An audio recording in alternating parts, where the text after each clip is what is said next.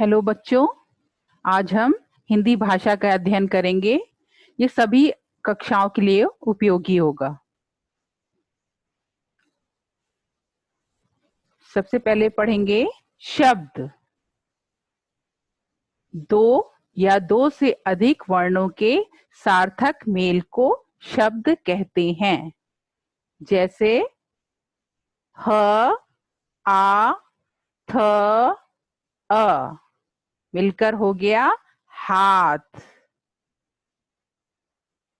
क, अ, म, अ, ल, अ ये सारे वर्ण मिलके हो गए कमल। तो शब्द क्या है? दो या दो से अधिक वर्णों के सार्थक मेल को शब्द कहते हैं। ये सारे वर्ण हैं और ये हाथ शब्द बना। ये सभी वर्ण मिलके कमल शब्द बने। पद। जब शब्द वाक्य में स्थान पा जाते हैं तो पद कहलाते हैं। जैसे मोना आइसक्रीम खाती है। ये एक वाक्य है और इसमें ये अलग अलग जो शब्द हैं ये पद कहलाएंगे। पद किसे कहेंगे? जब जब वाक्य में स्थान पा जाते हैं तो पद कहलाते हैं। और ये वाक्य है, इस वाक्य के सभी शब्द अलग अलग से पद कहलाएंगे।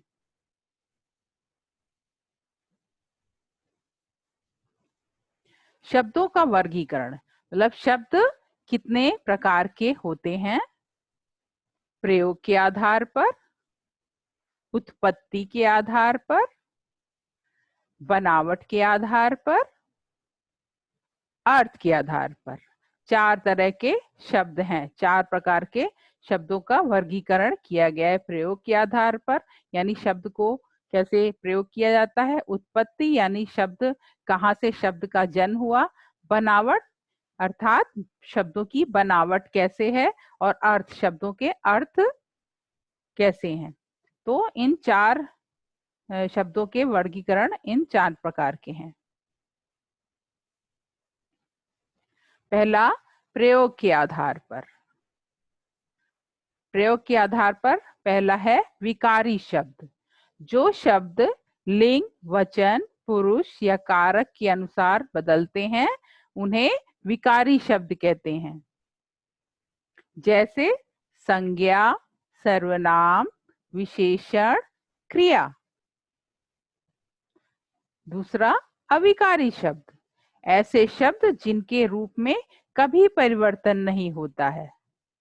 जैसे क्रिया विशेषण, संबंध बोधक, समुच्चय बोधक, विस्मयादि बोधक।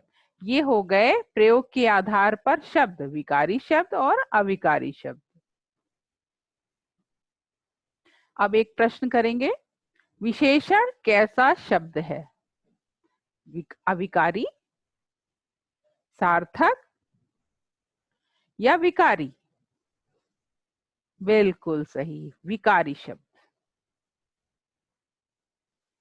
अगला प्रश्न करेंगे, नीचे दिए शब्दों में से अविकारी शब्द कौन सा है?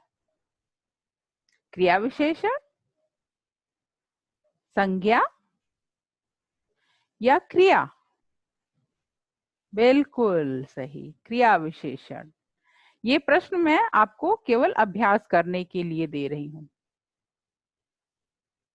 अब दूसरा है उत्पत्ति के आधार पर।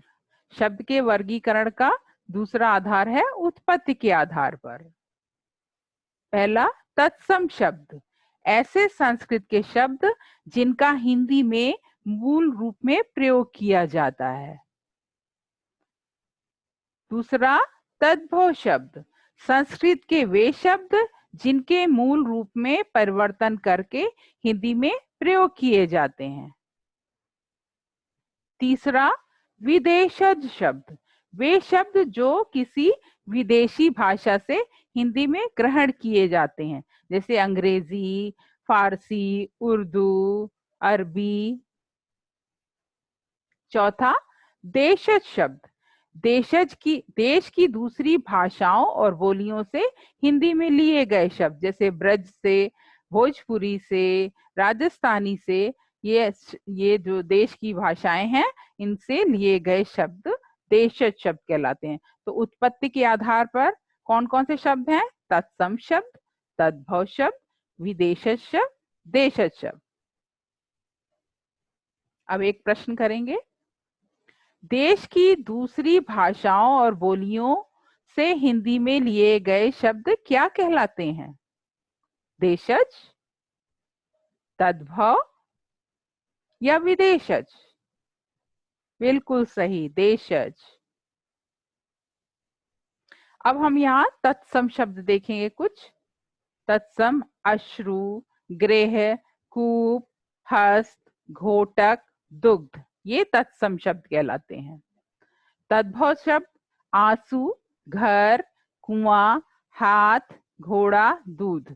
अश्रु का तद्भव हो गया आंसू, गृह का घर, कूप का कुआं, हस्त का हाथ, घोटक का घोड़ा, दुग्ध का दूध। देशज शब्द, ये कुछ देशज जो देश की बोलियों और क्षेत्रीय भाषाओं से लिए गए हैं। लोटा, थाली, कटोरी, जूता, पेड़, चप्पल। विदेशज शब्द जो विदेशी भाषाओं से लिए गए हैं। अखबार, डॉक्टर, इनाम, बर्बाद, कैंची, बाल्टी। अब एक प्रश्न करेंगे, कैंची कैसा शब्द है? तत्सम, विदेशज या देशज? बिल्कुल सही, विदेशज शब्द। अब तीसरा पढ़ेंगे, बनावट के आधार पर शब्द। पहला, रूढ़ शब्द, शब्द जिनका सार्थक खंड ना हो सके। रूढ़ शब्द किसे कहेंगे? वे शब्द जिनका सार्थक खंड ना हो सके, यानी उन शब्दों को अगर हम अलग अलग करें तो उनका कोई अर्थ ना निकले, वे रूढ़ शब्द कहलाते हैं। दूसरा, यौगिक शब्द, एक से अधिक सार्थक शब्दों को जोड़कर बने शब्द यौगिक शब्द कहलाते हैं।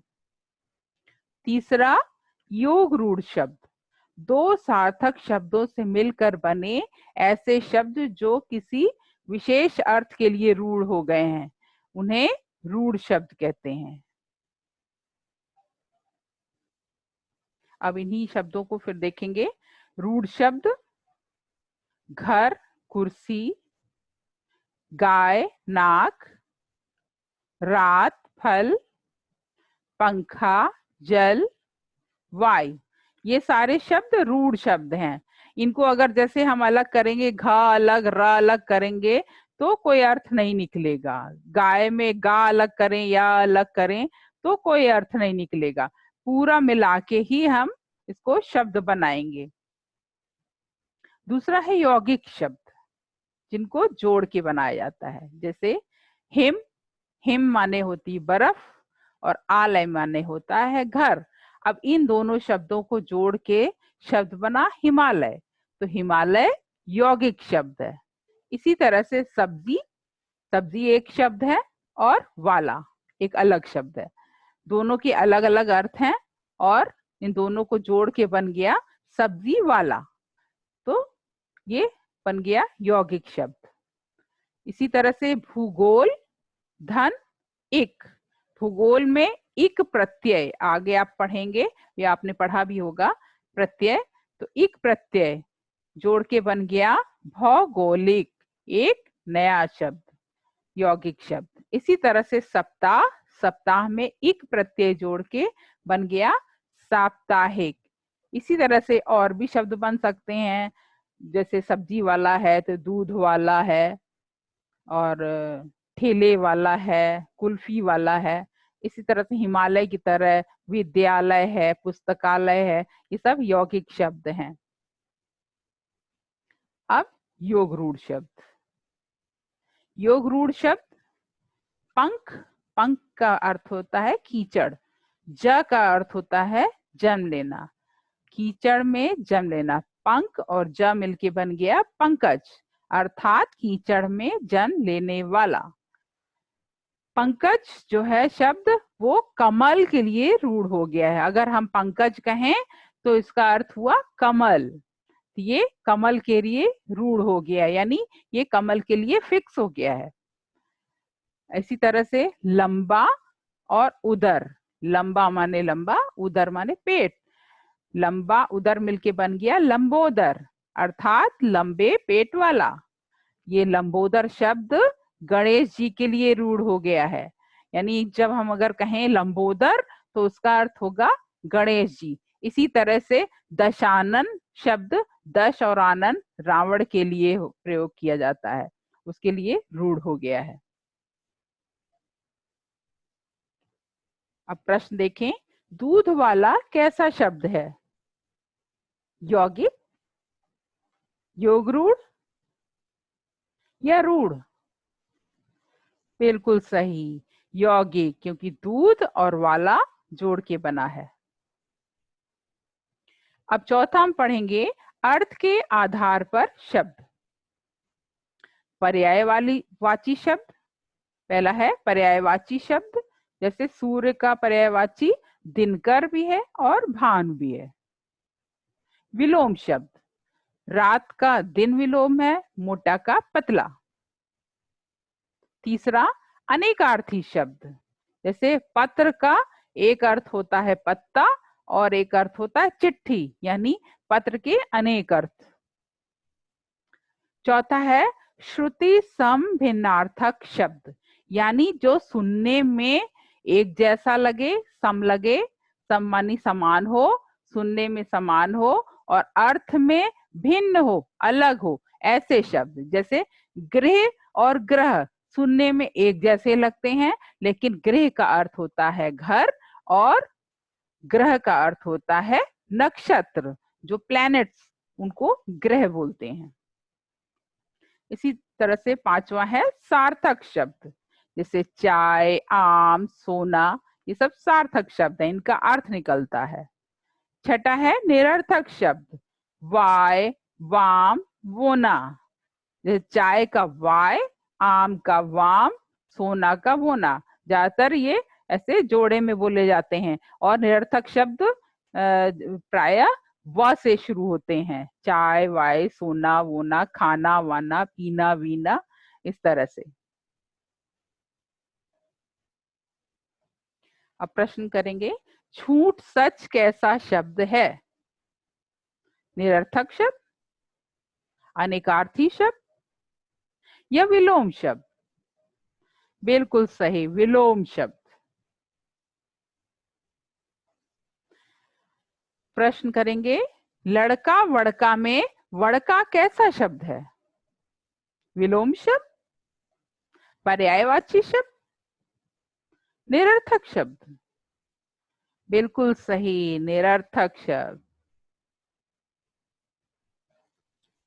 अब निम्नलिखित प्रश्नों के उत्तर अपनी कॉपी में कीजिए। अब ये जो प्रश्न मैं दे रही हूं, इसको अपनी कॉपी में लिखिएगा।